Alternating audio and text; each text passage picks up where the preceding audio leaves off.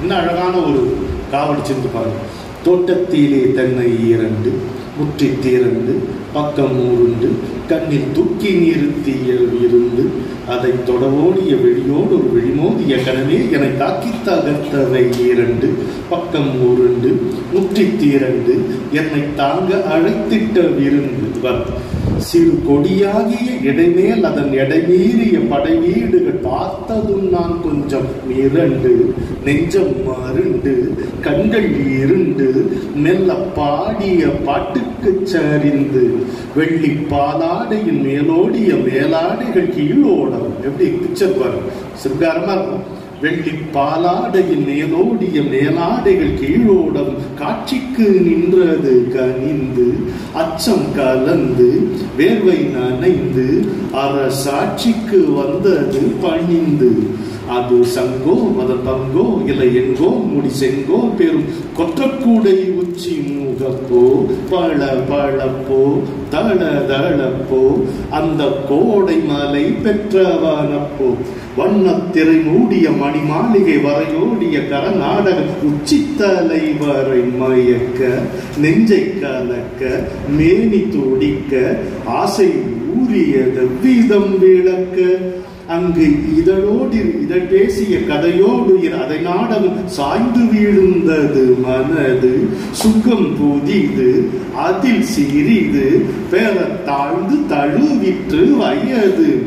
அது தடைமீறிய படையாகவும் மடைமீறிய சுவையாகவும் தெய்வ திருமகன் கோயில் அந்த பூவில் அவள் தேரில் வந்து தரிசனம் தந்தது நேரில். யாராது யாருன்னு சொல்றாரு?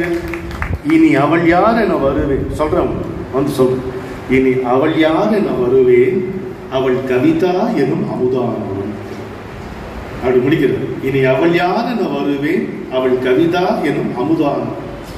ஒரு பக்கம் பெண்ணை இயற்கையினுடைய எழிலோட சேர்த்து பார்க்கணும், இன்னொரு பக்கம் இயற்கையினுடைய எழிலை பெண்ணாகவே பார்ப்பதும் பெண்ணுடைய அழகோடு சேர்த்து பார்ப்பதும் கவியரசருக்கு கைவந்த கலை.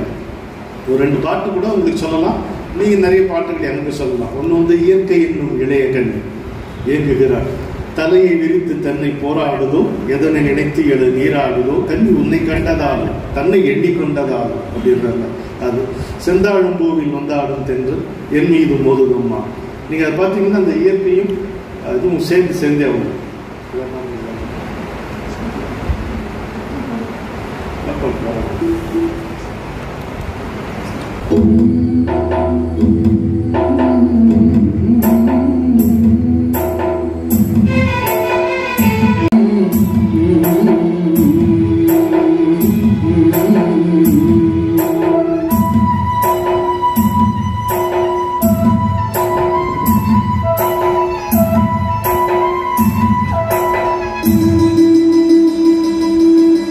செந்தாழும் பூவில் வந்தாடும் தென்றல் என் மீது மோதுதமா. செந்தாழும் பூவில் வந்தாடும் தென்றல் என் மீது மோதுதமா. பூவாசம் மேடு போடுதமா, பெண் போலே ஜாடி பேசுதமா. அம்மா ஆனந்தம். ரொம்ப மனதுக்கு மகிழ்ச்சியா இருக்கு. அதுதான் அந்த காலத்து கலைஞர்களுடைய வெற்றி அப்படின்னு நான் நினைக்கிறேன். இப்போ வர பாட்டெல்லாம் சூப்பர் ஹிட்லாம் சொல்றாங்க, சரி எத்தனை நாள் தாங்க தெரியும் இல்லையா? பிறக்கும் போதே பழசாகி போய் விடுகின்றன பல படைப்புகள் இல்லையா?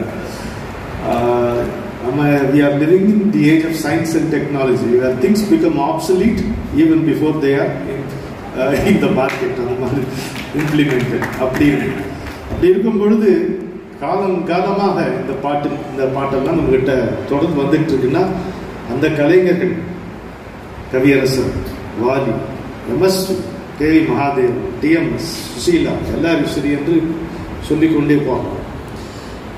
நேற்றா வந்தாங்க பாரதி பாஸ்கர் அவர்களும் நானும் சிங்கப்பூரிலே இந்த இலக்கியமும் திரையிசை என்று ஒரு நிகழ்ச்சியை நடத்தினோம். ரொம்ப அருமையாக இருந்தது. அதில் அவங்க ஒரு கருத்து சொன்னாங்க. அது உடனே ஃபோன் பண்ணி மகேஷ் சொல்லணும்னு நினைச்சேன், ஆனால் இந்த சபையிலே அது சொல்றது என்னவென்றால், அவங்க என்ன சொன்னாங்க, கேம்பிரியன் ஈரா அப்படின்னு ஒன்று இருக்கு உலகத்தினுடைய வரலாற்றில், படைப்பினுடைய வரலாற்றை கேம்பிரியன் ஈரா. அது என்னன்னு கேட்டிங்கன்னா, ஒரு 300 to 500 ஆண்டுகளுக்குள்ள பலவிதமான உயிரினங்கள் தோன்றினாங்க. சப்போஸ் இன்னைக்கு ஒரு 100 ஸ்பீஷீஸ் இருக்குன்னு வச்சுக்கோங்களேன், சும்மா ஒரு கணக்கு சொல்றேன். அதில் கிட்டத்தட்ட 80 ஸ்பீஷீஸ் வரைக்கும் அந்த கேம்பிரியன் ஈராவில் தோன்றிருக்கு. அப்படின்னா பார்த்துக்கணும். நீங்க சயின்ஸ் அண்ட் டெக்னாலஜி எடுத்துக்கிட்டீங்கன்னா, சயின்டிஸ்ட் ஒரு அழகான விவரம் நமக்கு கொடுக்குறாங்க. உலகத்தினுடைய வரலாற்றை இந்த பிக் பேங் அன்றைக்கிலிருந்து இன்றைக்கு வர 24 மணி நேரம்னு வச்சுக்கோங்க. இப்போ மேப்ல போடுவாங்க இல்லையா, ஒரு அங்குலம் 100 மைல் அப்படின்னு போட்டிருப்பாங்க. அது மாதிரி உலகத்தினுடைய வரலாற்றை from the day of big bang to this day 24 மணி நேரம் என்று எடுத்துக்கொண்டால், whatever has happened in the field of science and technology has happened in less than a minute. ஒரு நிமிடத்திற்கும் குறைவான காலத்தில் இவையெல்லாம் நடந்திருக்கின்றன என்று விஞ்ஞானிகள் நமக்கு சொல்லுகிறார்கள். பாரதி பாஸ்கர் கேம்பிரியன் ஈரா அப்படிங்கிறத சொல்லி ஒரு 300 to 500 ஆண்டுகளுக்குள் மேக்சிமம் நம்பர் ஆஃப் உயிரினங்கள் இந்த உலகத்திலே தோன்றின என்று சொல்லி, அந்த கேம்பிரியன் ஈராவை நீங்கள் புரிந்து கொள்ள வேண்டும் என்றால் கண்ணதாசன், எம்எஸ்வி, டிஎம்எஸ், சுசிலா அவர்கள் வாழ்ந்த காலம் தான் கேம்பிரியன் ஈரா என்ற ஒரு அற்புதமான கருத்தை அவர்கள் சொன்னார்கள். மகேனுக்கு ரொம்ப பிடிக்கிறதுனால அதை இங்கே சொல்லுறதுக்காக சொன்னார். அடுத்த ஒரு பாட்டு பாருங்க. நான் கண்ணதாசன் இலக்கியத்தின் கண்ணாடி என்று ஒரு நூல் எழுதியிருக்கிறேன், மாணவி பதிப்பகம் முடியுது. அதில் கம்பனும் கண்ணதாசனும்னு தனியாக ஒரு பகுதியே இருக்கிறது. அப்படி அது எங்கேருந்து இவ்வளோ படிச்சிருப்பாரு, எப்படி இது ஞாபகம் வரும்? அது அவர் மூலமாக அந்த கருத்து புறப்பட்டு வரும் பொழுது அது இன்னும் மெருகேறி வருகிறது. நான் எப்பொழுதும் சொல்லக்கூடிய கருத்து என்னவென்றால், ஒரு நிலவை பறித்து கவியரசர் கையில் கொடுத்து பார்த்துட்டு திருப்பி கொடுங்க அப்படின்னாருன்னா, பார்த்துட்டு அவர் திருப்பி கொடுக்கும் பொழுது அந்த நிலவனுடைய அழகு இன்னும் கொஞ்சம் கூடியும். அது மாதிரி அவர் படித்து, அவர் ரசித்து, அவர் உள்வாங்கி கொண்ட இலக்கியங்கள் அவர் மூலமாக புறப்பட்டு வெளியே வரும்பொழுது அது ஒரு புதிய பரிமாணம், புதிய பரிமணிப்பு, ஒரு புதிய பரவசம் அது கூடியும். இப்போ உதாரணமாக ஒரு பாட்டு, குறுந்தொகை ஒரு நூல் உங்களுக்கு எல்லாருக்கும் தெரியும், தமிழில் பழமையான நூல்களில் ஒன்று. அதில் ஒரு காதலன் காதலிட்ட சொல்கிற மாதிரி, அல்லது கணவன் மனைவிட்ட சொல்கிற மாதிரி, உங்களுக்கு எப்படி பிடிச்சிருக்கோ அவன் சொல்கிறான் அவன்கிட்ட, எங்கள் அப்பா யார், உங்கள் அம்மா யார்? எங்கள் அப்பா யார், உங்கள் அப்பா யார்? அட நீ நான் தான் யார்? எப்படி நம்ம சேர்ந்துட்டோம் பார்த்தியா? இதுதான் விஷயம். யாயும் நியாயும் யாரா ஹீரோ. யாருன்னா எங்க அம்மா, நியாய் அப்படின்னா உங்க அம்மா, எந்தையும் நுந்தையும் எங்க அப்பாவும் உங்க அப்பாவும், எம்முறை கேள்வி எந்த முறையில் அவங்க 2 பேரும் உறவு. அதை விடு, யானும் நீயும் எவ்வளி அறிதும், நானும் சரி நீயும் சரி, ஒருத்தர் எப்படி தெரிஞ்சுக்கிட்டோம் இதுக்கு முன்னாடி தெரியுமா? தெரியும். ஆனா இப்ப என்ன ஆச்சு? செம்புல பெயர் நீர் போல அன்புடைய நெஞ்சம் தாம் கலந்தனவே அப்படிங்கிறது. செம்மண்ணில் மழை விழுந்தது மாதிரி பிரிக்க முடியாதபடி அது 2மே கலந்து போயிட்டு நாம. என்ன அழகான ஒரு ஓகே.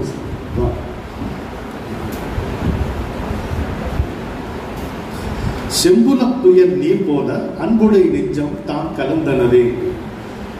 செம்மண் மழை விழுந்தது போல பிரிக்க முடியாதபடி இந்த மண்ணும் நீரும் கலந்தது பாரு, நம்ம கலந்துட்டோமே அப்படிங்கிறது. இது நம்ம கவியரசர் உள்வாங்கி ஒரு வார்த்தை வைக்கிறார், நேற்று வரை நீ யாரும் நான் யாரும், இன்று முதல் நீ வேறும் நான் வேறும். என்ன ஒரு பாவனை பாருங்க. இது ஏதாவது ஒரு சொல்லுக்கு உங்களுக்கு விளக்கம் தேவைப்படுதா? ஒண்ணு கிடையாது. அப்படியே ஒரு அந்த பழ ரசத்தை பிழிஞ்சு ஒரு கோப்பையில் கொடுத்த மாதிரி அவருடைய வார்த்தை. இந்த 4 வரி எப்படின்னா, நேற்று வரை நீ யாரோ நான் யாரோ, இன்று முதல் நீ வேறோ நான் வேறோ. பேசிக்கொள்ளுவேன், இல்லைன்னா பாடிக்கொள்ளுவேன், கொம்பன் போட்டு தள்ள முடியும். இது ஆச்சா ஒரு இதில் குறுந்தொகை, பல்லவியில் 2 வரியில குறுந்தொகையை சொல்லிட்டேன். அதுக்கப்புறம் காணும் வரை நீ எங்கோ நான் எங்கோ, காணும் வரை நீ எங்கே நான் எங்கே. அப்புறம் என்ன நம்ம கண்டவுடன் நீ எங்கோ நான் அங்கேன்னு வரணும்ல, வரல. அப்படி சொல்லல கண்ணதாசன். கண்டவுடன் நீ இங்கே நான் அங்கே. Masterpiece. நான் யோசிச்சு பார்த்தேன், எப்படி ஆகும் இப்படி ஒரு காணும் வரை நீ எங்கே நான் எங்கே, வேற வரையும் வேற விவசாய. அது அழகா இருக்கு. கண்டவுடன் நீ இங்கே நான் அங்கே அப்படிங்கிறது எப்படி சொல்றாரு அப்படி யோசிச்சு பார்த்தா, கன்னிமாடத்திலிருந்து சீதை பார்க்கிறார், கீழே வீதியிலிருந்து ராமன் பார்க்கிறார். பருதிய நோக்கு எனும் பாசத்தால் பிணித்து ஒருவரை ஒருவர் தம் உள்ளம் ஈர்த்ததா. இவன் மனசு அவளை இழுக்குது, அவன் மனசு இவளை இழுக்குது. அப்படி இருக்கும் பொழுது வரிசிலை அண்ணனும் வரி பொருந்திய வில்லேந்திய ராமனும் வாழ்கண் நங்கை. இதுக்கிட்ட நீ ஆயுதம் இல்லை, இங்க பாருங்க கண்ணே ஆயுதமா இருக்கு. வாழ்கண் நங்கை இருவரும் மாறி புக்கு இதயம் எய்தினர். அந்த வீதியில் இருந்து ராமனுடைய இதயம் அப்படி எதிரி போய் சீதையோட போய் சேர்ந்து கன்னி மாடத்திலிருந்து அது இன்னும் எவ்வளவு சீக்கிரம் போயிருக்கும் யோசிச்சுப்பாரு.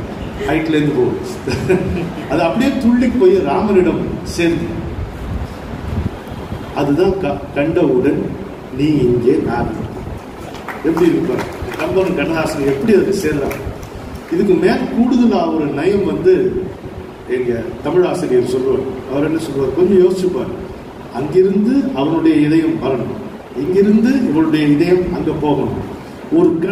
ஒரு கணத்தினுடைய சதகோடி துணுக்கில் அவர்கள் இருவருமே இதயம் இல்லாமல் இருந்திருக்க கூடும் அல்லவா. காணும் வரை நீ எங்கே நாம் எங்கே, கண்டவுடன் நீ எங்கே நான் அங்கே. பல்லவியில 4 வரியில 2 வரியில குறுந்தகை, 2 வரியில கம்பராமாயணம், சீதையும் ராமனும் சந்தித்த காட்சி. முடிஞ்சு போச்சா? முடியலையே. அதுதான் கண்ணதாசன். யான் நோக்கும் காலை நிலம் நோக்கும், நோக்காக்கால் தான் நோக்கி மெல்ல நகும். அவன் சொல்றான், நான் பார்க்கும் பொழுது அப்படி கீழே குனிஞ்சு நிலத்தை பார்க்கிறாங்க. அந்த நாள் அதெல்லாம் உண்டுங்க, இந்த வெட்கம் நாணம் இதெல்லாம் சொல்லுவாங்க. வெட்கம் நாணம் ஒண்ணுதானே இல்லைங்கிறாரு. அது தெரியுமா அவங்களுக்கு? நம்ம வாவேசு தான் சொன்னார். எனக்கு என்ன பாட்டு தெரியுமா,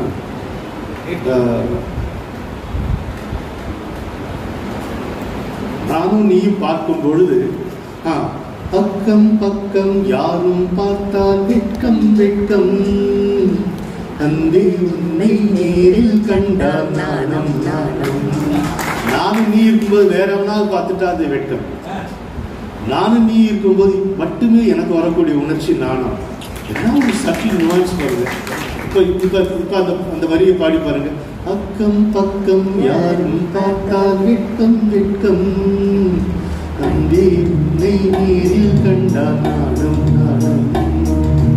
ஆசை கனவை சொல்ல போனால் அச்சம் அச்சம், அன்றும் இன்றும் அதுதான் நெஞ்சில் மிச்சம் மிச்சம்.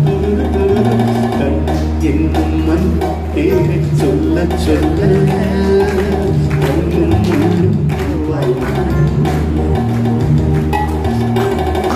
காந்தி உங்க அப்பா பண்ற அநியாயம் ரொம்ப ஓவர். நான் அப்படியா சொல்ல வந்தேன், ஏதோ கம்பெனோட சொல்லிட்டு அடுத்ததுக்கு போலான்னா. சரி, இப்ப என்ன சொல்றா, நான் பார்க்கும்போது அவ என்ன பார்க்க மாட்டேங்கிற, அவ பண்ணி பூமியை பார்க்குற மாதிரி பார்க்குறேன். சரி, நான் பார்க்காம அப்படி திரும்பிக்கும் போது என்னை பார்த்து மெல்ல நகைக்கிறாள். எதுக்கு சிரிச்சாலும் அது தெரியாது. தான் நோக்கி மெல்ல நகும், ஒரு மகிழ்ச்சியில அவள் நகைக்கிறாள் அப்படிங்கிறது.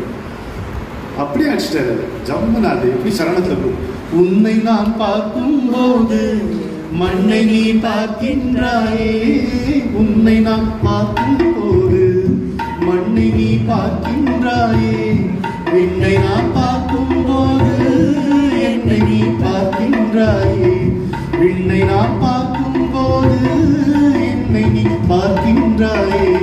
நேரிலே பார்த்தால் என்ன, நிலவென்ன தேர்ந்தா போகும், புன்னகை புரிந்தால் என்ன, பூமுகம் சிவந்தா போகும். நேற்று வரை நீ யாரோ நான்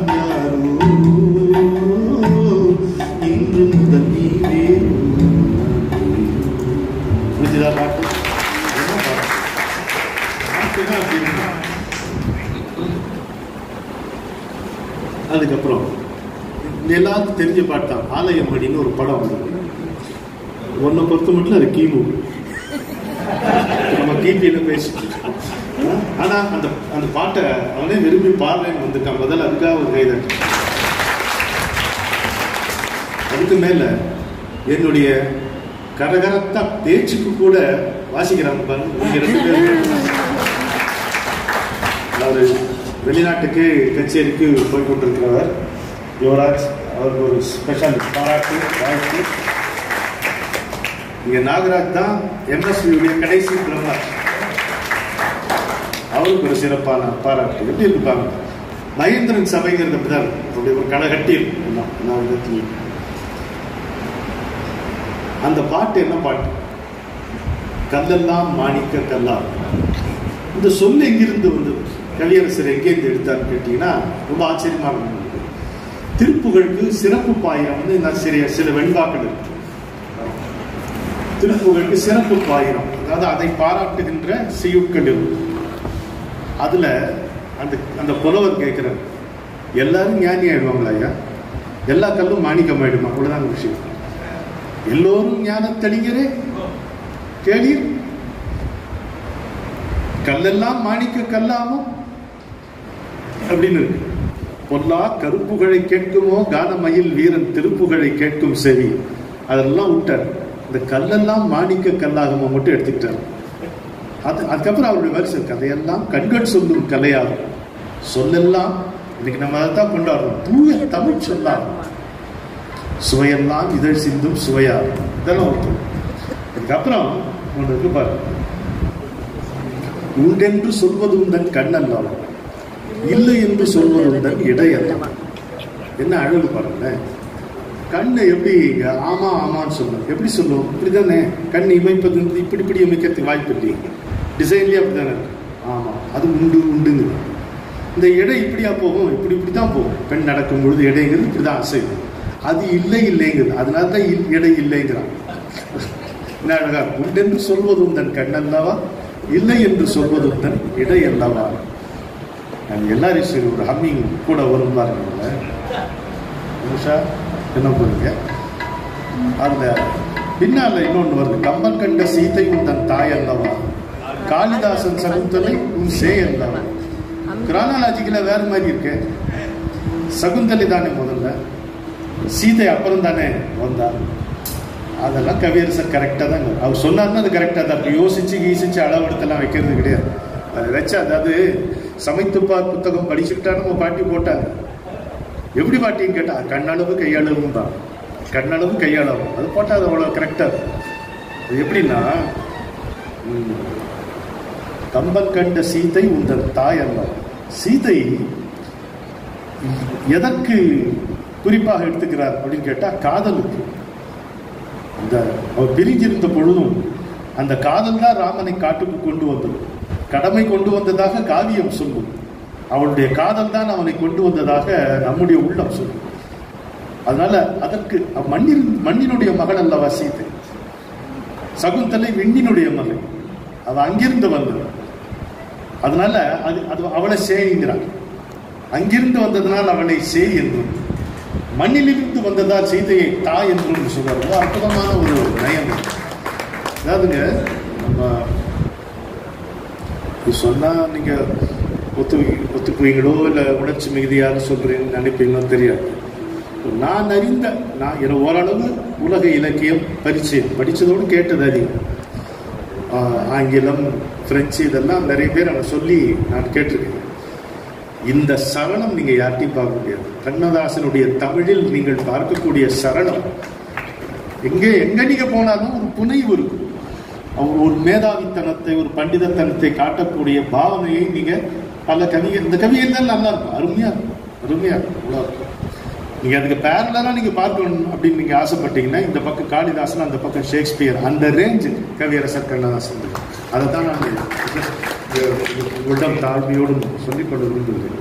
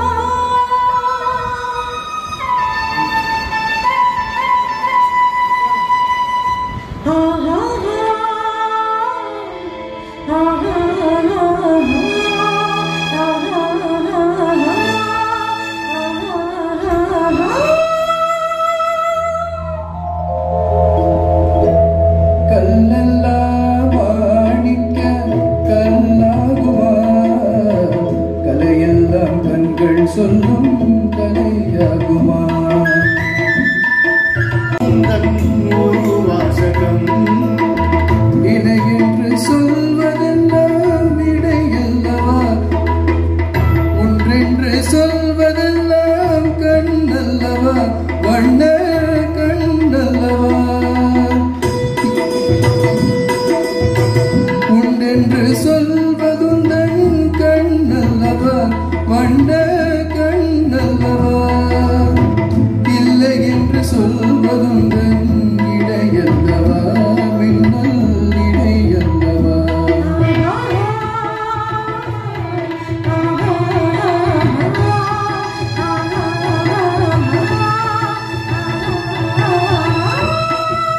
கல்லெல்லாம் ஆடிக்க கல்லாகுமா கலையெல்லாம் சொல்லும் கண்கள் கலையாகுமா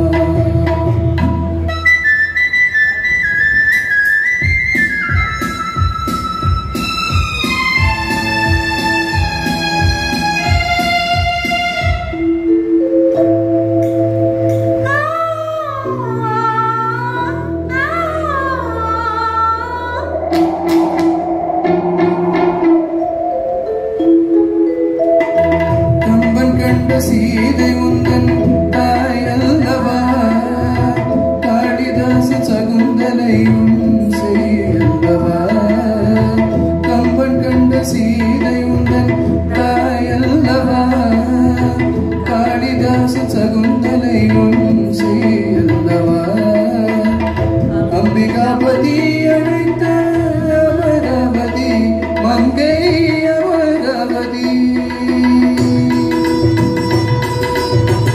அம்பிகாபதி அழைத்த அமராவதி மங்கை அமராவதி சென்ற பின்பு காவலர்க்கு நீயே கதி என்றும் நீயே கதி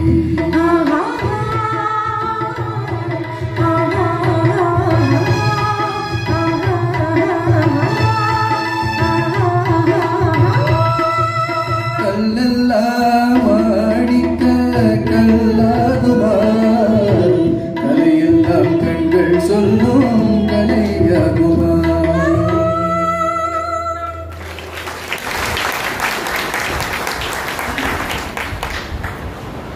எனக்கு ஒரு திங்கட்கிழமை மாலை நேரம் ஐபிஎல் என்னாச்சோ அப்படின்னு திக்குன்னு ரொம்ப பேர் இருக்கக்கூடிய இந்த சூழ்நிலையில இத்தனை பேர் வந்திருப்பது அது கவியரசர் என்னும் காந்த சக்தியினுடைய வெற்றி என்று நான் நினைக்கிறேன். தமிழ் நம்ம ஈர்க்கின்ற ஈர்ப்பு. நீங்கள் வந்திருக்கிறது ரொம்ப மகிழ்ச்சி. நீங்கள் இதெல்லாம் பார்த்தவங்க பக்கத்தில் இருந்து அனுபவப்பட்டு கேட்டிருப்பீங்க.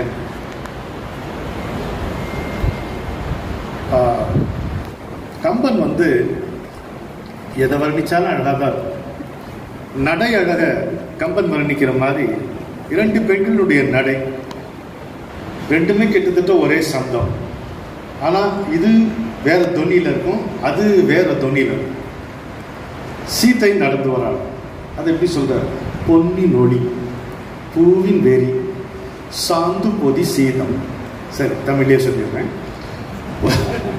பொன்னை போன்ற ஒளி, பூவின் வெறினா அங்க மனம் அர்த்தம். 7 சொல்லுல ஒரு பெண்ணை வர்ணிப்பாரு திருவள்ளுவர். மொரி மேனி, முத்தம் உருவல், வெறி நாற்றம், வேல் உண்கண், வேய் தோல் அவற்கு. அவளுக்குன்னு ஒரு சொல் எக்ஸ்ட்ரா. 6 சொல்லுல ஒரு பெண்ணை முழுக்க வர்ணிப்பாரு திருவள்ளுவர். பொன்னி நொடி, பூவின் வெறி, சாந்து பொதி சீதம், குடுமையா நடை, மின்னின் எழில். தெரியும், எழில்ங்கிற சொல்ல அழகு நினைக்கிறோம். இல்லை, அழகு பாருங்க, கூடிக்கொண்டே போகிற அழகுக்கு எழில் என்று பொருள். ஆக்கம் அப்படின்னா கன்ஸ்ட்ரக்டிவ்னா அப்படி இல்லை, எவர் ப்ரோக்ரஸிங்னு அர்த்தம். ஆதி பரம்பொருளின் ஊக்கம் அவளை அன்னை என பணிதல் ஆக்கம் பாரதி. அதனால கூடிக்கொண்டே போகிற அழகு எழில். பொன்னின் ஒளி, பூவின் வேலி, சாந்து பொதி சீதம், மின்னின் எழில் அன்னவன் தன் மேனி ஒளி மான, அன்னம் அரம்பயர் அமிழ்தும் நாண. வெட்கி போகுதான் அன்னம். ஒரு நடைய பார்த்து தேவ மகளிர் வெட்கி போகிறார்களா? அமிழ்துமே எங்க நான் ஒளிஞ்சுக்கிறதுன்னு பார்க்கலாம். அமிழ்தும் நாண மன்னவ இருந்த மணி மண்டபம் அடைந்தான் அப்படின்னு சுயம்பரத்துக்கு சீதை கம்பர் சொல்றாரு. இன்னும் நிறைய சொல்லலாம். நான் ஒன்னே ஒன்று சொல்றேன். இன்னொரு நடை, சூப்பர் நடை வர. ராமனை பார்த்து அவன் மேல மையல் கொண்டு அந்த அரக்கி வந்து ஒரு அழகியினுடைய உருவத்தை எடுத்துக்கொண்டு வரான். எப்படி சொல்றாரு பாருங்க, பஞ்சு ஒளிர் விஞ்சு குளிர் பல்லவம் அணுங்க. செம்பஞ்சு, அதாவது பல்லவம் அணுகுன்னா தளிர்கள் இருக்குல்ல கீழ், செம்மையிலும் மென்மையிலும் அது ஒப்பாகாமல் அது வருந்த அப்படிங்கிறது. ஆனா இங்க தமிழ் ஆசிரியர் இதுல சொல்லாமல் கம்பன் சொல்லுகிற ஒரு நயம் எனக்கு தெரியுதான்னு கேட்டார். தெரியலீங்களே, சொல்லுங்க ஐயா. சூர்பனினுடைய அழகு எப்படின்னா, அவ காலை வச்சானா பூமி சிலிர்த்ததுதான், அதான் புல்லு, அதான் புல்லாச்சு. தத்தக்கிளி நீ தாவையிலே தரிசெல்லாம் நெஞ்சை ஏடிக்கிட்டோம். அது மாதிரி கிராமத்து பாட்டில் வர மாதிரி அவ கால் வைத்த இடத்திலே பூமி சிலிர்த்ததுதான் புல்லாச்சு அப்படிங்கிற மாதிரி. பஞ்சு ஓடிர் விஞ்சு கூடி பல்லவம் அணுங்க செஞ்சவிய கஞ்சம் நிகர் சீரடியலாகி அம்சம் இளமங்கு என அன்னம் என மின்னும் வஞ்சி என நஞ்சம் என வஞ்ச மகள் வந்தாள். வஞ்சி நஞ்சம் என விஷமே உருவமா வர, ஆனா அழகு, பேரழகு, வஞ்ச மகள் வந்தாள் அப்படிங்கிறது. இத நம்ம கவிஞர் ஒருத்தர் மருதகாசின்னு ஒருத்தர் இருந்தார், திரைப்பட பாடலாசிரியர். கவியரசருக்கு கான்டெம்பரரி, அவருக்கு சீனியர். மானா கானான்னு தான் கவியரசர் அவரை கூப்பிடுவார். அவங்கெல்லாம் ஒன்றா இருந்த காலம், போட்டியா யாரும் ஒருத்தர் நினைக்காத காலம் இல்லையா? யாருக்கு உள்ள நம்பிக்கை இருக்கிறதோ அவனுக்கு இந்த போட்டி, இந்த பிரச்சனை, பொறாமை எதுவும் வராது. ரெண்டு பேருமே அப்படி இருந்தாங்க. ஒரு படத்துக்கு பாட்டு எழுதிட்டு, கண்ணதாசன் ஐயா பாட்டு எழுதிட்டு இருக்கும்போது மருதகாசி வந்தார். தம்பி ஆச்சா, அண்ணா இருங்கண்ணே, அண்ணா கண்ணா கொஞ்சம் இருங்க, முடிச்சுட்டு வந்துடுறேன் அப்படின்னா. அது இவர் டியூன் சொல்றாங்க, இவர் சொல்றாரு சரியா தம்பி நெடில்ல தொடங்குங்க சரியா வரும் அப்படின்னாரு. அப்படியான்னு சொல்லிட்டு நெடில்ல தொடங்குறாரு, பாட்டு சரியா அமைஞ்சது. இதெல்லாம் சாத்தியமா? சத்தியமே இல்லை. அப்ப அப்படி இருந்தா இப்ப மருதகாசி இந்த கம்பன் வந்து வர்ணித்த சீதை நடை, சூப்பர் நடைக்கு ரெண்டையுமே உள்ள வாங்குறாரு. வாங்கிக்கிட்டு அவருக்கு ஒரு பாட்டு வரும், ரொம்ப பழைய படம், எனக்கே கிமு.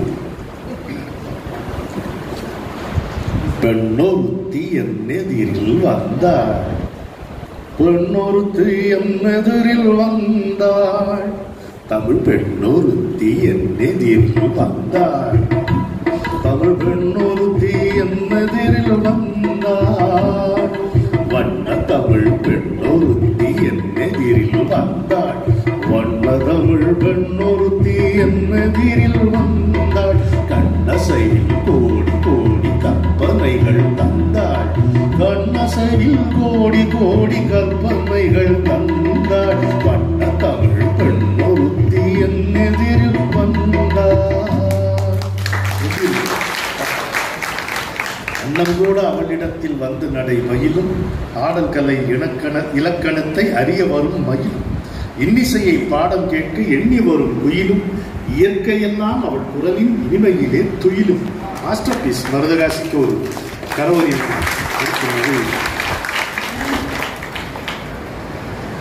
இப்ப எங்கையா வராது. எங்கையா யாரு? பாரதி வரார்.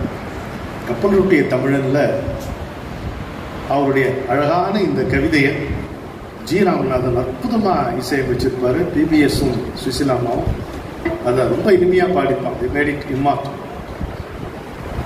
ஜி ராமநாதன் வந்து டியூன் போர்டை உட்காரும் பொழுது வெத்தலவா கொதப்பிட்டு போடுவாராம். பார்த்தவங்க சொன்னாங்க, ஒரு 30-40 நிமிஷம் பாரதியார் பாட்டு பாடிட்டு இருப்பாங்க ஹார்மோனியத்தை வச்சுட்டு. அப்புறம் சொல்லு அப்படின்ட்டு அப்புறம் சிச்சுவேஷன் என்னன்னு கேட்டு அப்புறமேட்டு போடுவாங்க. அந்த அளவுக்கு அவர் பாரதி பக்தர். இது வந்து காற்று வெளியிடை கண்ணம்மா பாட்டு. கண்ணன் பாட்டு தொகுப்பில வராத கண்ணன் பாட்டு. இதை வந்து பராசக்தியை, கண்ணம்மாவை பராசக்தியாக்கி பாடிய பாட்டு. அதனால தனியா இன்னொரு குறிப்பு உங்களுக்கு சொல்றேன். இது வந்து சீனி விஸ்வநாதனுடைய தொகுப்பு நீங்க ஆழ்ந்து படிக்கும் பொழுது இது விளங்க வரும். இது பாரதியார் செல்லம்மாவுக்கு எழுதிய பாடல்களில் ஒன்று. அப்புறம் அது கண்ணம்மான்னு பேர் போட்டுதான் எழுதியிருக்காரு. இப்போ என் செல்லம்மா முகம் இந்திர நீலப்பூன்னு ஒரு பாட்டு வரும். அது வந்து அப்பாத்திரை கண்ணம்மான்னு மாத்திட்டாரு. பிரிண்ட் ஆகும்போது செல்லம்மா பேர் வர வேண்டாம். அதான் இது கண்ணம்மாவாக்கி செல்லம்மாவை கண்ணம்மாவாக வைத்து பாடிய பாட்டு தான் இது அப்படிங்கிறத யார் எழுதுறாங்க, வேற யாராவது எழுதுனா நம்ம நம்ப மாட்டோம். பாரதியாருடைய இரண்டாவது மகள் சகுந்தலா பாரதி இதை எழுதியிருக்காங்க. அப்பா வந்து இந்த பாட்டை கொஞ்சம் கூட சங்கோஜம் இல்லாம அம்மா முன்னால பாடுவாரு. நாங்கெல்லாம் கேட்டிருக்கோம் இதை. அப்படி அம்மாவுக்காக எழுதின பாட்டுன்னு மகள் பதிவு செய்திருக்கோம். ஒரு 2 குறிப்பு மட்டும் இந்த பாட்டை சொல்லிட்டு இவங்களை அதை பாட சொல்லலான்ட்டு. ஒன்று வந்து காற்று வெளியீடை கண்ணம்மாவுக்கு என்னென்னமோ பொருள்லாம் சொல்றாங்க. ஒண்ணுமே இல்லை, காற்று வெளியீடை அவ்வளவுதான். அது இடையை குறிக்கல, காற்று பரவுகின்ற இந்த புல்வெளியினிலே அவ்வளவுதான் அர்த்தம்.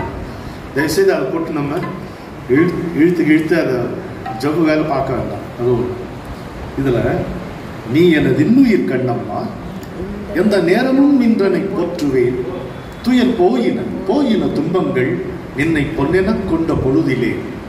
எப்ப போகுது துயர், எப்ப போகுது துன்பம்? நின்னை பொன்னென கொண்ட பொழுதிலே. when I realize that you are invaluable, அப்ப துன்பம் துயரம் எல்லாம் போயிடும். அப்போ ஒரு கேள்வி வரும், அது என்ன துயரம், அது என்ன துன்பம்? துன்பம் போச்சுன்னு சொன்னா போதாதா? துயர் போயின துன்பங்கள் போயினன்னு சொல்லுவானே அப்படின்னா இப்ப ஒரு அருமையான விளக்கம்.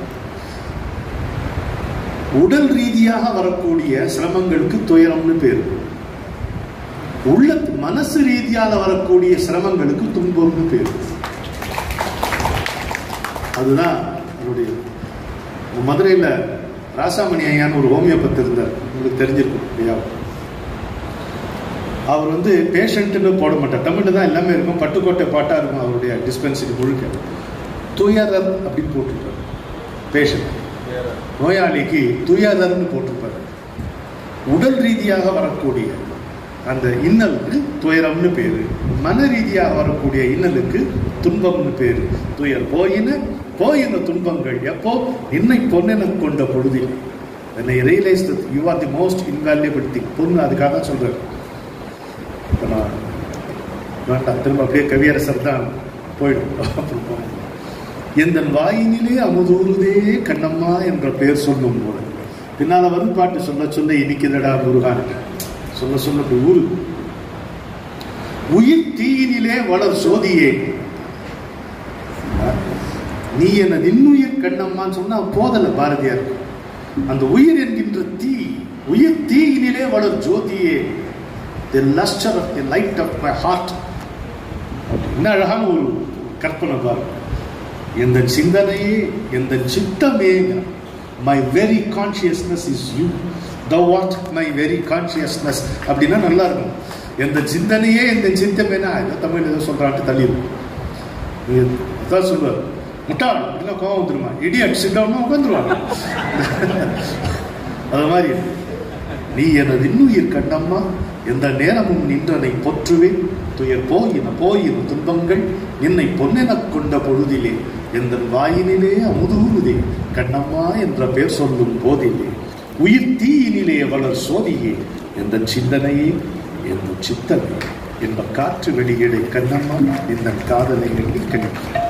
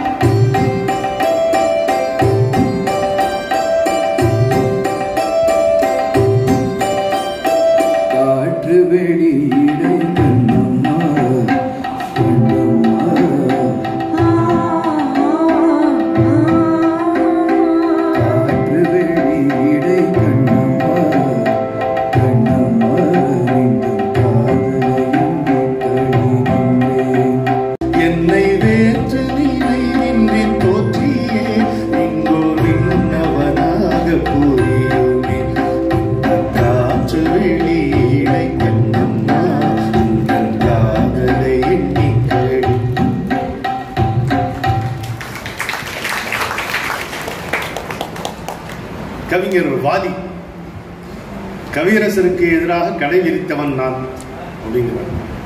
அந்த கடையிலும் நல்ல வியாபாரம் ஆச்சு. அந்த கடை விரிக்கிறது பத்திய வாலி ஒரு பாட்டு பாடியிருப்பார். நயன் இதெல்லாம் அவுட் ஆஃப் சிலபஸ் பரவாயில்லையா?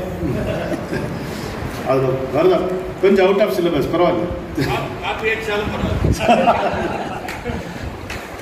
ஒரு இடத்துல வாலி சொல்லுவார், ஆண்டவன் ஒரு நாள் கடை விரித்தான், அதில் 1000 பொருள் குவித்தார். அவரவர் நிலைமைக்கு விலையை சொன்னார், அவரவர் தேவைக்கு வாங்க சொன்னார். எவன் வாங்கினா, எப்படி வாங்கினா அது சொல்றார். பெண்களோ அழகை வாங்க வந்தார், ஆண்களோ ஆசையை வாங்கி கொண்டார். தலைவர்கள் புகழை வாங்கி சென்றார், புலவர்கள் பொய்களை வாங்கி சென்றார்.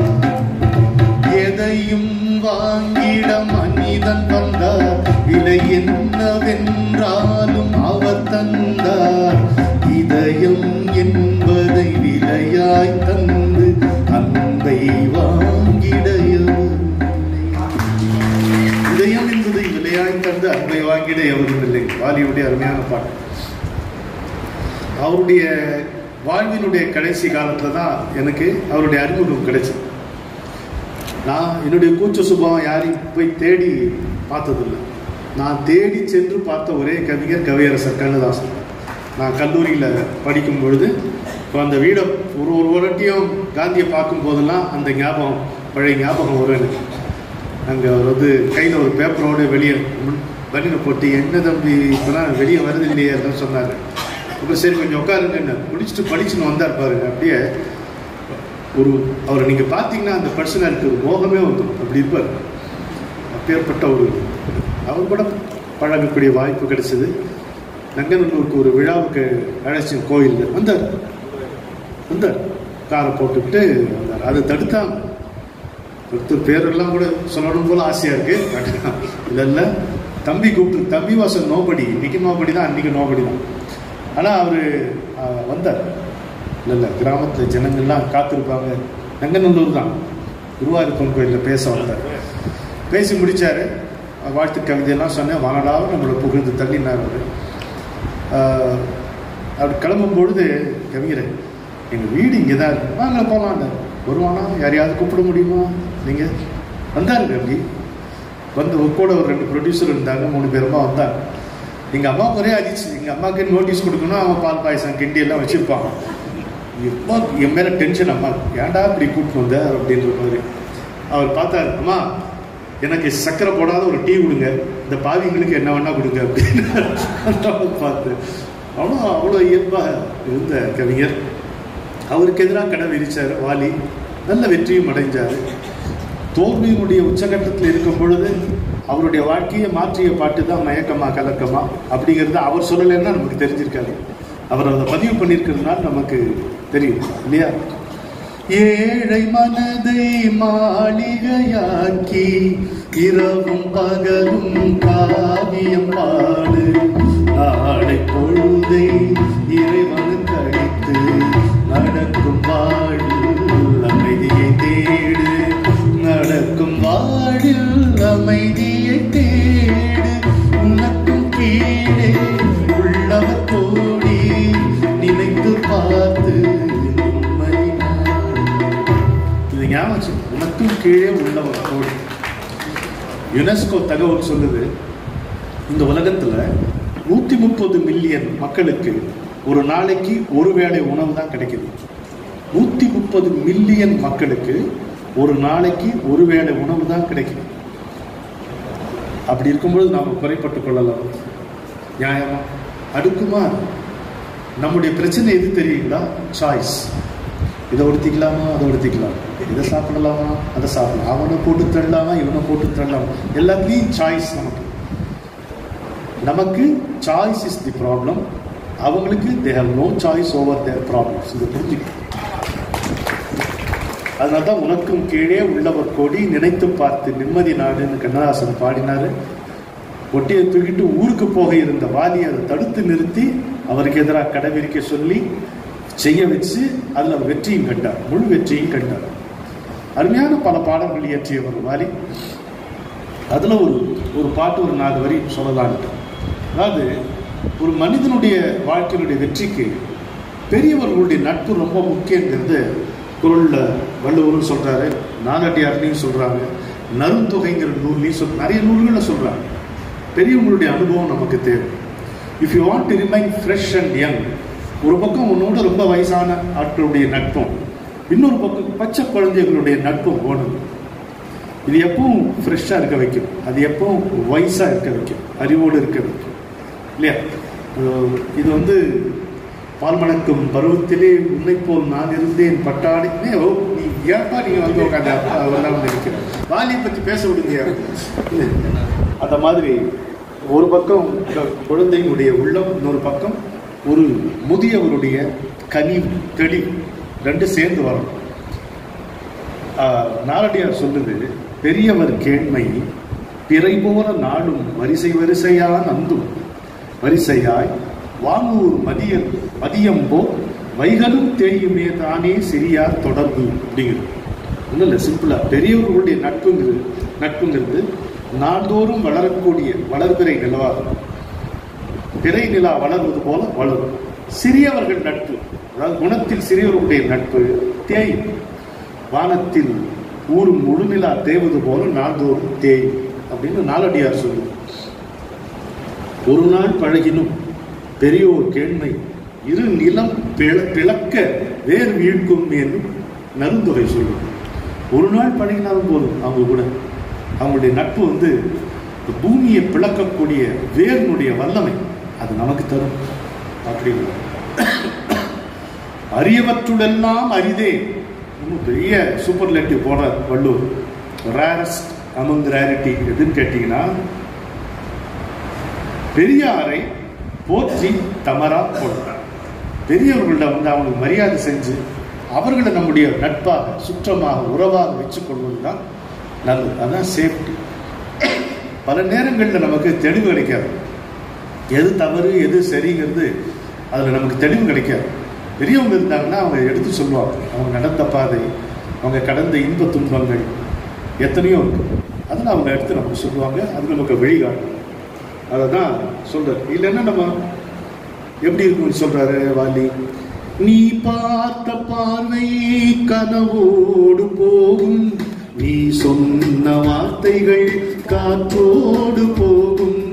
நீ பார்த்த பார்வைகள் கனவோடு போகும், நீ சொன்ன வார்த்தைகள் காற்றோடு போகும். ஊர் பார்த்த உண்மைகள் உனக்காக வாழும், உணராமல் போக்கு உதவாமல் போகும், உணராமல் போக்கு உதவாமல் போகும். கண் போன போக்கிலே கால் போகலாமா, கால் போன போக்கிலே மனம் போகலாமா, மனம் போன போக்கிலே மனிதன் போகலாமா, மனிதன் போன பாதையை மறந்து போகலாமா. என்ன அழிவு பாருங்க, அது எப்படி அது நம்மளை உள்ளத்துக்கு உரைக்கிற மாதிரி மனசாட்சியை லேசா அது போகும். மனசாட்சி எப்படின்னாங்க, ஊசியால குத்தணும்னு அவசியம் இல்லை, ஒரு மயில் இறகு தொட்டால கூட சிலிருக்கும். அப்படி இருந்தால் தான் அதுக்கு பேர் தாங்க மனசாட்சி. போட்டு அடிக்கடி அடிச்சாதான் என்னன்னு கேட்குறோம், அது மனசாட்சி. திருந்தாத உள்ளங்கள் இருந்தென்ன லாபம், வருந்தாத உருவங்கள் பிறந்தென்ன லாபம். இருந்தாலும் மறைந்தாலும் பேர் சொல்ல வேண்டும், இவர் போல யார் என்று ஊர் சொல்ல வேண்டும், இவர் போல யார் என்று ஊர் சொல்ல.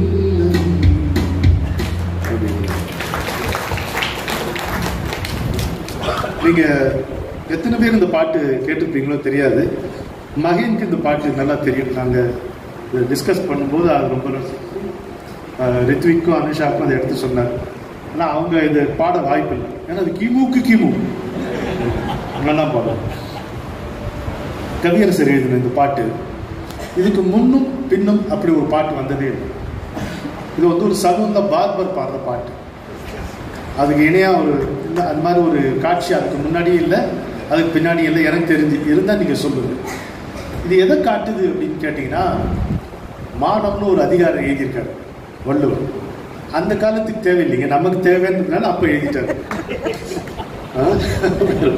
மானம் பெரியது என்று வாழும் மனிதர்களை மான் என்று சொல்வது இல்லையா, அதெல்லாம் கவியரசரை எழுதி பார்த்திருக்காரு நமக்காகத்தான். அதுல ஒரு இடம் சொல்லுவாரு, தலையின் இழிந்த மயிரணையர், மயிர்ங்கிற வார்த்தை பயன்படுத்துறாரு வள்ளுவர். தலையிலிருந்து விழுந்த மயிருக்கு சமானம் மாந்தர் நிலையில் திரிந்த கடைங்கிறார். மனிதர்கள் தன்னுடைய நிலையிலிருந்து பிறந்தார்களானால், மானத்தை விட்டு நடந்து கொள்வார்களானால் அவர்கள் எதுக்கு சமானம்? தலையில் இருந்து விழுந்த மயிருக்கு. அதுக்கு எங்க வாத்தியார் ஒரு விளக்கம் சொல்ல, டேய் நம்ம தலையிலிருந்து விழுந்த நம்ம மயிருக்கு, எங்கேயோ இல்லையா, இன்னொருத்த தலையிலிருந்து விழுந்த முடி நம்ம அருவறுப்பு காட்டும். நம்ம தலையிலனா அது சொந்தம் கொண்டாடுவோமா? மாட்டோம்.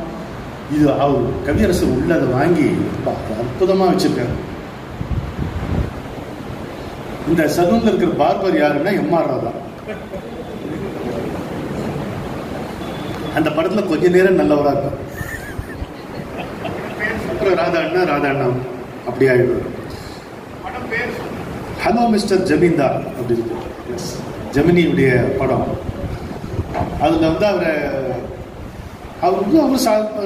பார்ப்பாரு, அவர் பாட்டுக்கு தொழில் நடத்திட்டு இருப்பார், நல்லா இருப்பாரு. இந்த ஜமீன்தாருடைய வாரிசு யாரும் தேடி, நீ தான் ஜமீன்தாருடைய வாரிசுன்னு அவர் கூட்டிட்டு போயிடுவாங்க. ரகலையா இருக்கு, எந்த ஸ்கிரிப்ட்லயும் அந்த வசனம்லாம் எழுத முடியாது. ஒரு பெரிய டைனிங் டேபிள்ல அவர் உட்காந்து இந்த போட்டை எல்லாம் கட்டி உட்காந்துருப்பாரு, பாதையெல்லாம் உட்காந்துருப்பாரு. உட்காந்தோடனே இவர் அப்படியே சோகமா உட்காந்துருப்பார். பழக்கமே இல்லாத இடம் அவருக்கு, இப்படி உட்காந்துருப்பார்.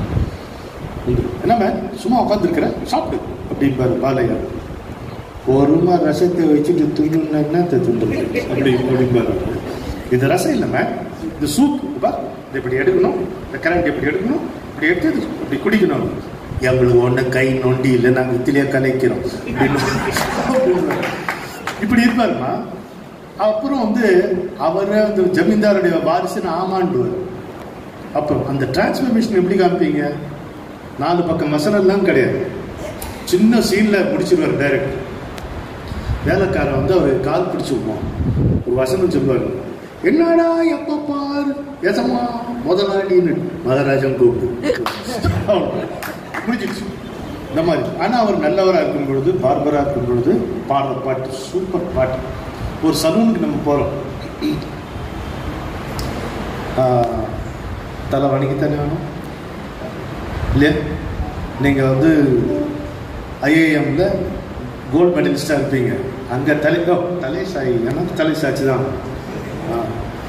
நீங்க வந்து மேபி ஏஜிஎம் நம்ம ஸ்டேட் பேங்க் ஆஃப் இந்தியா, இந்த 3ஆவது சேர்ல உட்காரு, உட்காந்தானே ஆகணும், ஏன் விட்டு ஆர்கியூ பண்ண முடியாது. அதை தான் பாடுறாரு பல்லவியில். சொந்தமும் இல்லே பந்தமும் இல்லே, சொன்ன இடத்தில் அமர்ந்து கொள்கிறார். நாங்க மந்திரி இல்லே மன்னரும் இல்லே, வணக்கம் போட்டு தலையை சாய்க்கிறார். சொந்தமும் இல்லே பந்தமும் இல்லே, சொன்ன இடத்தில் அமர்ந்து கொள்கிறார்.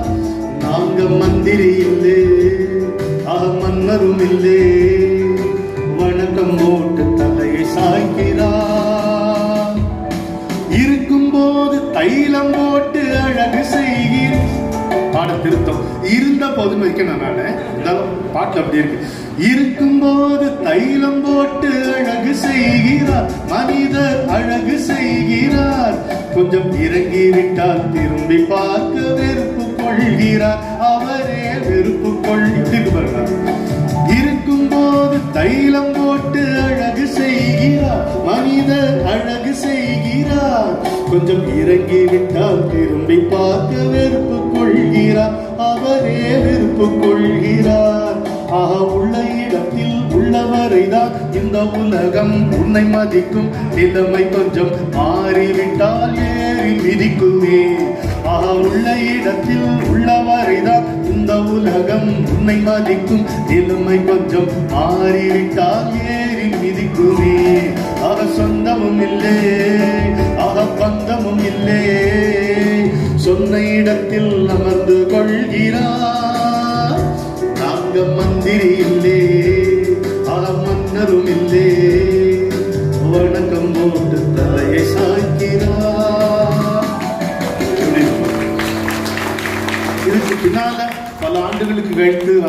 படம் தான் சூரியகாந்த்.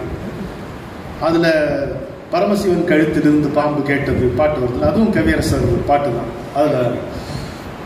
அதில் ஒரு வரி ஒரு மெயினா, யாரும் இருக்கும் இடத்தில் இருந்து கொண்டால் எல்லாம் சொல்றேன்.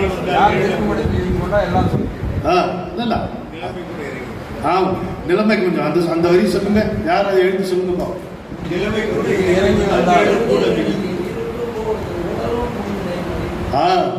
உயர்ந்த இடத்தில் இருக்கும் போதும் உலகம் உன்னை மதிக்கும், உன் நிலைமை கொஞ்சம் இறங்கி வந்தால் நிழலும் கூட மிதிக்கும். உயர்ந்த இடத்தில் இருக்கும் போதும் உலகம் உன்னை மதிக்கும், உன் நிலைமை கொஞ்சம் இறங்கி வந்தால் நிழலும் கூட மிதிக்கும். மதியாத தலைவாசல் மிதிக்காயே என்று மானமுள்ள மனிதனுக்கு அவ்வை சொன்னது, அது அவ்வை சொன்னது, அதில் அர்த்தம் எப்படி சேர்ந்து பார்த்தீங்களா? மானம் அதிகாரம், திருவள்ளுவருடைய மானம் அதிகாரம். அப்படியே இந்த சொந்தமும் இல்லை பந்தமும் இல்லை, உயர்ந்த இடத்தில் இருக்கும்போது உலகம் உன்னை மதிக்கும், அப்படி சேருதா. அதுக்கு நடுவில் இன்னொன்று இருக்கு, அது ஆறு மனமே ஆறுல நிலை உயரும் போது பணிவு கொண்டா உங்கள் நிலை உயரும் இல்லையா? உண்மையை சொல்லி நன்மையை செய்தால் உலகம் உன்னிடம் மயங்கும், நிலை உயரும் போது பணிவு கொண்டா உயிர்கள் உன்னை வணங்கும். சொல்லுக்கு செய்கை பொன்னாகும், வரும் துன்பத்தில் இன்பம் பட்டாகும். இந்த இரண்டு கட்டளை அறிந்த மனதில் எல்லா நன்மையும் உண்டாகும், எல்லா நன்மையும் உண்டாகும். ஆறு மனமே ஆறு, அந்த ஆண்டவன் கட்டளை ஆறு. ஆறு மனமே ஆறு, அந்த ஆண்டவன் கட்டளை ஆறு. என்ன அழகா இருக்கு மகேஷ். அதாவது ஒரு வீட்டு கொல்லப்புறத்துல ஒரு மரத்தடியில் நம்மெல்லாம் கூடி உட்கார்ந்து கொண்டாடுற மாதிரி இருக்கு. இப்படி நான் ஒரு பாட்டை கேட்க, நீங்கள் அதை எழுந்து சொல்ல, இந்த சுகம் எத்தனை பேருக்கு கிடைக்கும்? உங்களுக்கு மனமார்ந்த நன்றி. இதை பாடக்கூடியவங்க இன்னைக்கு இல்லை நம்ம கூட. இது யார் பாடுறதா இருந்ததுன்னா மதுவந்தி பாடுறதா இருக்கும் இந்த பாட்டு. அது பாட்டுனா ரகலையாக இருக்கும், என்னால் அவ்வளோ ரகலை பண்ண முடியாது, இருந்தாலும் நம்ம பார்த்து சொல்லுவோம். 1000 ரூபாய்னு ஒரு படம் வந்து ஜெமினி சாவித்திரி தான் நினைக்கிறேன். அதில் ஒரு பாட்டு பிரமாதமாக எழுதியிருப்பார் மருதகாசன். நான் ரொம்ப நாள் நல்ல பாட்டு, ரொம்ப நல்ல பாட்டு, எனக்கு பிடிச்ச பாட்டுன்னு கவியரசர் பாட்டுன்னு தான் நினச்சிருந்தேன். அப்புறம் நான் திருத்தப்பட்டேன். இது எங்கேருந்து வருதுன்னு பார்த்தீங்கன்னா பட்டினத்தாட்டேருந்து வருது. மருதகாசன் என்ன சொல்கிறாரு, நீங்கள் எவ்வளோ சௌக்கியமாக இருக்குன்னு தெரியுமா அந்த பட்டினத்தார், நீங்கள் எப்படியே அவ்வளோ ராஜா அமையா, அவ்வளோ சௌக்கியமாக இருக்கு, ஒரே கொண்டாட்டமாக இருக்கு. என்ன வச்சிருக்கீங்கன்னா உடை கோவணம் உண்டு, அதுக்கு சந்தோஷமா இருக்காங்க. ரமண மகர்ஷி ஒரு இடத்துல சொல்லுவார், ஒரு கோவணத்தோட வாழ்ந்தார் ரொம்ப காலம், அது கிழியும், அதை தைக்கணுன்ட்டு புதருக்கு பின்னால் போய் ஒளிஞ்சிட்டு இருந்து அந்த புதர்லேருந்து முள்ளை எடுத்து அந்த கோவண துணிலேருந்தே ஒரு நூலை எடுத்து அதை தைச்சு நான் போட்டுட்டு வருவேன் அப்படின்னு நிறுத்தல அவர். ஆஹா, அந்த பொன்னான நாட்கள் ரமண மகர்ஷி என்ன பாருங்க, உடை கோவணம் உண்டு, உறங்க புறம் திண்ணை உண்டு, திண்ணைலாம் உண்டு. உணவு இங்கு ஆடை காய் இலை உண்டு, இருக்கக்கூடிய இலை காய் நிறைய ஜாலியாக இருக்கு. அருந்த தண்ணீர் உண்டு, எங்கேயும் ஓடை இருக்கு, நதி இருக்கு, நல்லா இருக்கு. என்ன அருந்துணைக்கே விடையேறும் ஈசர் திருநாமம் உண்டு, கடவுளுடைய பெயர் எப்பவும் இருக்கும். இந்த வேதினியில் வடவோடு உயர்ந்தென்ன தென்போடு சாய்ந்தென்னவான் பிறைக்கே. அது அந்த நிலாப்புரை வடப்பக்கம் உயர்ந்து போனா வரப்பெல்லாம் நெல் வளரும், தென்பக்கம் உயர்ந்து போனா வறட்சி வரும். எனக்கு என்ன பத்தி, எனக்கு கோவணம் இருக்கு, படுக்க ஒரு திண்ணை இருக்கு, எங்க போனாலும் இப்படி தண்ணி குடிக்கிறதுக்கு இருக்கு, எப்பவும் ஈசன் நாமம் இருக்கு, நான் நல்லா தானே இருக்கேன் அப்படிங்கிற. இதய பாரதியார் வடகோடு இங்கு உயர்ந்தென்னே சாய்ந்தால் என்னே வான்பிறைக்கு தென்கோடு பார்மீது இங்கே விடமுண்டும் சாகாமல் இருக்க கற்றால் வேறு இதுதான் யாதாகி எமக்கு இங்கெந்தே.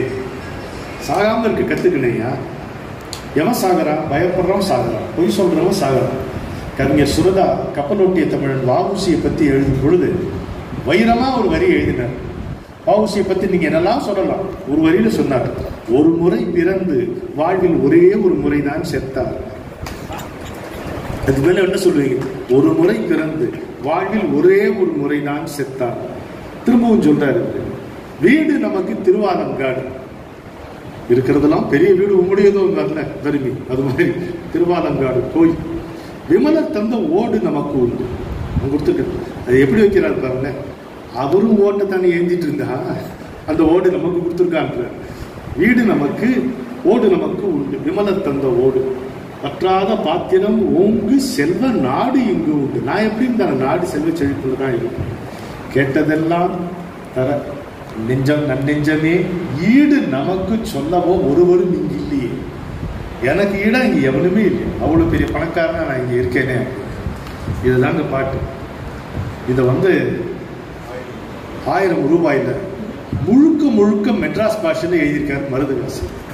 இதுல என்ன தமாஷுன்னா, ஒரு விருத்தம் வருது இதுல, ஒரு தொகையற மாதிரி, அது எதுவும் முன்னையோடு இருக்கு, ஆனா மெட்ராஸ் பாஷையில இருக்கு. போயிங்க தவறாம ஊரையத்தி வாயாம, வாழாம கிடையாது, அது அச்சு பிழையாயிடும், இலக்கண பிழையாயிடும் மெட்ராஸ் பாஷைக்கு. வாயாம பொய்த வீணாக்காம பூவாவை தேடிக்கணும். பூவாங்கிற சொல்ல இல்லை. இப்போ எப்பேற்பட்ட சென்னை தமிழ் சொல்லது போயிடுச்சு. ஆனாக்க அந்த மடம் ஆவாட்டி சந்த மடம், ஆனாக்க அந்த மடம் ஆவாட்டி சந்த மடம், அதுவும் கூட இல்லா காட்டி பிளாட்டு பாரு சொந்த இடம், அதுவும் கூட இல்லா காட்டி பிளாட்டு பாரு சொந்த இடம் அப்படிங்கிறாரு. அப்போ நீனும் மாடியில் இருந்தா ஜாலியா இருக்குன்னு நினைக்கிற, குடிசையில் இருந்தா பிரச்சனைன்னு நினைக்கிற. இதெல்லாம் மனசுல தான். ராஜாஜியை பத்தி சொல்லுவாங்க, அவர் மாளிகையில் துறவியாகவும் மண்குடிசையில் மன்னவராகவும் வாழ்ந்தார் அப்படிம்பாங்க. பெரியவங்க அப்படிதான் இருப்பாங்க. மச்சிலே இருந்தாத்தான் மவுசின்னு எண்ணாதே, கொச்சில குடியிருந்தா குறைச்சல்னு கொள்ளாதே அப்படி போட்டு ராஜா. மச்சு குச்சி எல்லாமே மனசுலதான் இருக்கு, மனசு நிறைஞ்சிருந்தா மத்ததும் நிறைஞ்சிருக்கும். கிடைச்சா கஞ்சி தண்ணி கிடைக்காட்டி கொயா தண்ணி, கிடைச்சா கஞ்சி தண்ணி கிடைக்காட்டி கொயா தண்ணி, இருக்கவே இருக்கையிலே இன்னாத்துக்கு கவத கண்டு, இருக்கவே இருக்கையிலே இன்னாத்துக்கு கவத கண்டு, மரத்தை படைக்க வந்தா மனுஷால படைச்சு விட்டா, வரத ஏத்துக்கத்தா மனச கொடுத்திருக்கா. ஆனாக்க அந்த மடம் ஆவாட்டி சந்த மடம், அதுவும் கூட இல்லா காட்டி பிளாட்டு பாரு சொந்த இடம், ஆனாக்க அந்த மடம் ஆவாட்டி சந்த மடம். இந்த இல்லாமைங்கிறது எவ்வளவு பெரிய பிளெஸிங், எவ்வளவு பெரிய வரங்கிறது சொல்றாரு. எல்லாம் சொல்லி முடிச்சுட்டான்னு நினைக்கிறோம். ஒரு பெரிய கவிஞனுடைய சிறப்பு எல்லாம் சொல்லி முடிச்சுட்டான்னு நினைக்கும் போது இன்னொரு சரணம் சேர்க்கணும். இதுல கவியரசர் எங்கேயோ 3வது சரணத்துல மொத்தமா எல்லாத்தையும் பல்லவியில சொல்லிவிடுவாங்க.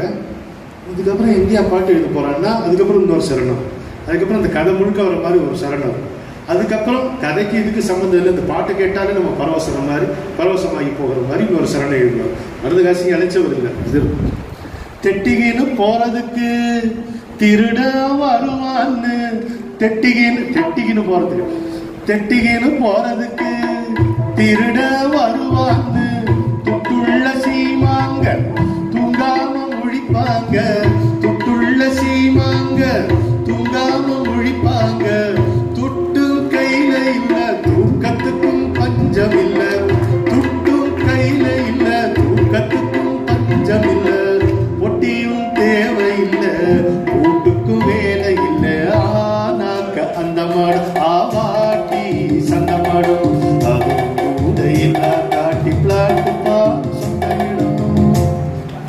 இது ஏன் எனக்கு இவ்வளவு சந்தோஷம்னா, அது என் சுயசரிதை. நம்ம புராணத்தை 4 பேர் கேட்குற மாதிரி பாடுறது ஒரு சந்தோஷத்தை ரொம்ப நேரம் சொந்த இடம்லாம் பாடிட்டு நான் நிம்மதியாக வீட்டுக்கு போக முடியாது. அதனால நீங்கள் நகருங்க சார்னு வரார் ரித்விக். அவர் நீங்கள் மருதகாட்சி சொன்னால் நாங்கள் ஆலங்குடி சோமு சொல்கிறோம் அப்படின்னு. ஆலங்குடி சோமுன்னு ஒரு கவிஞர் இருந்தார், திரைப்படம் கவிஞர், எவ்வளவோ எழுதியிருக்காரு. ஆமா ஆமா, இல்ல இல்ல, இப்ப இருக்கிற தலைமுறைக்கு சொல்லணும்ல, உங்களுக்கு தெரியுது. அதுதான், இரவு வரும் பகலும் வரும், உலகம் ஒன்றுதான், உறவு வரும் பகையும் வரும், இதயம் ஒன்று, இத்தனையோ பாடல்கள் எழுதியிருக்காரு. இதுல நல்லா எல்லாரும் நீங்க வீட்டுக்கு போறீங்க, செல்வ செழிப்போடு நீங்க இருக்கணும்னு வாழ்த்தி ஒரு பாட்டு அவர் எழுதியிருக்காரு. நான் பேர் சொல்ல மாட்டேன், அவர் பாடும்போது தான் நீங்க தெரிஞ்சுப்பீங்க. அவ்வளோ அருமையான ஒரு சந்தத்தில் இருக்கும். நீங்கள் விரும்ப சந்தமாக சொல்லி பார்த்தா கூட அந்த பாட்டு அழகாக இருக்கும்.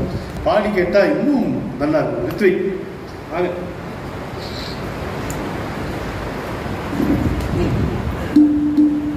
இந்த பாட்டில் என்னன்னாங்க, செல்வம் அப்படின்னா காசு நினைச்சுக்கிறோம் இல்லைங்க.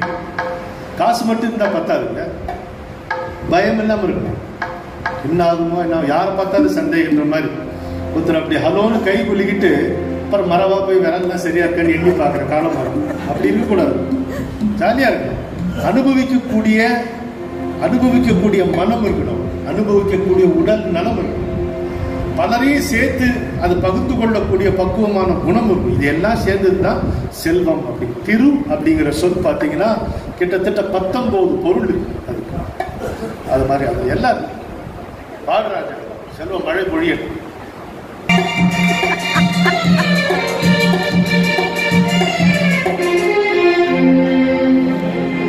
பொன்மகள் வந்தார், அவர் பாடும்போது பொன்மகள் வந்தான்னு கொஞ்சம் தயங்கி வந்தா, ஆனால் பொருட்கொடி தந்தது நல்ல விரைவாக கொடுத்த வாழ்க.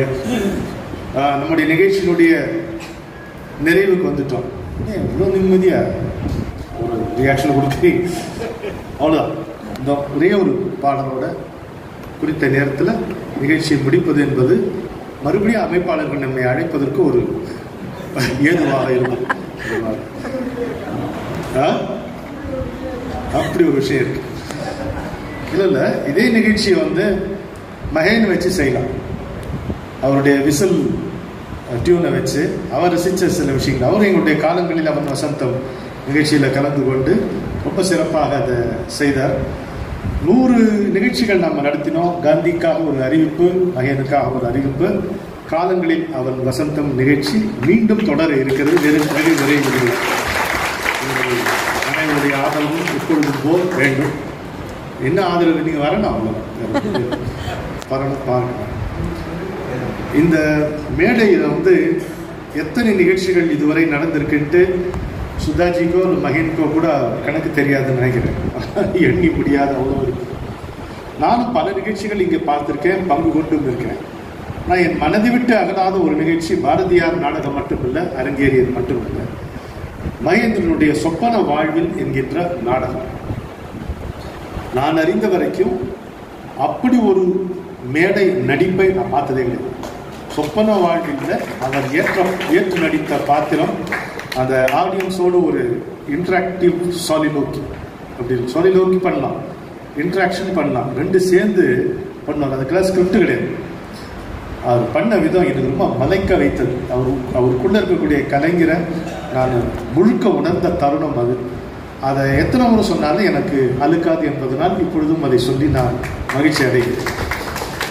நிறைவான பாட்டு என்னன்னா, நம்ம போகும்பொழுது மகிழ்ச்சியா இருக்கு.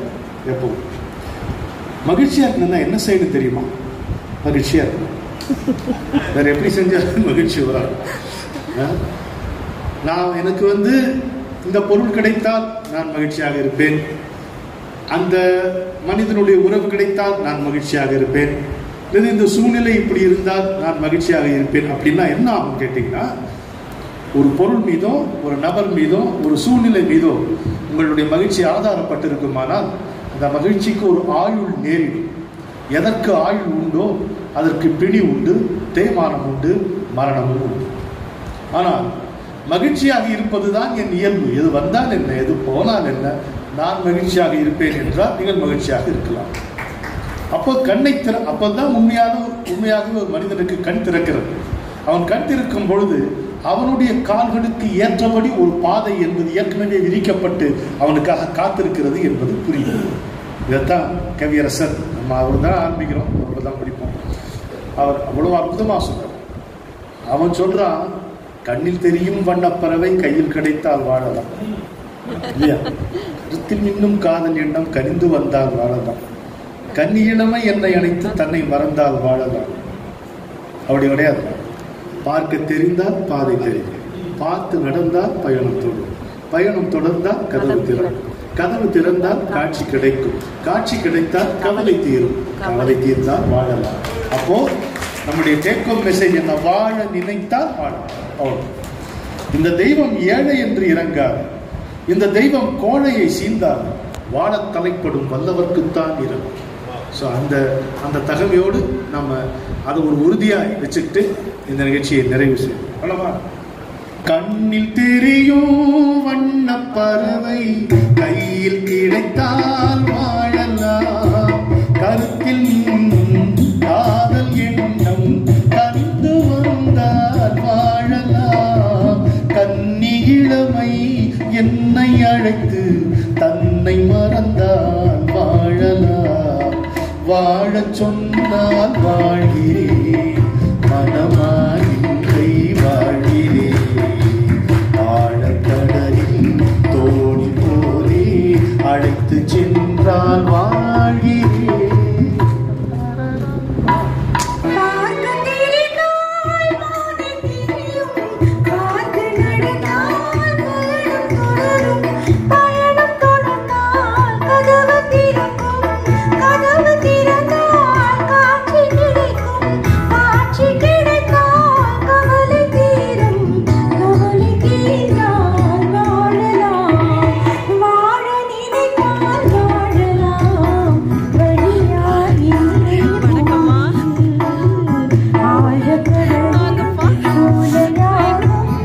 +, 50+, தோனி சிஎஸ்கேல ஆடுற மாதிரி வயசு தான் எல்லாரும் வந்திருக்கோம். நம்ம யங்ஸ்டர்ஸை ஃபோர்ஸ் பண்ணி இதெல்லாம் கேட்க வைக்கணும். நான் என் பேரனை இதெல்லாம் ஃபோர்ஸ் பண்ணி கேட்க வச்சேன், என் பொண்ணெல்லாம் ஃபோர்ஸ் பண்ணி கேட்க வச்சேன். ஏன்னா இதெல்லாம் கேட்டா அவங்களுக்கு புரியும். அவங்க நினைச்சிட்டு இருக்காங்க அந்த காலம்னா ஏதோ நினைச்சு போற முடி, we are all from the Jurassic age.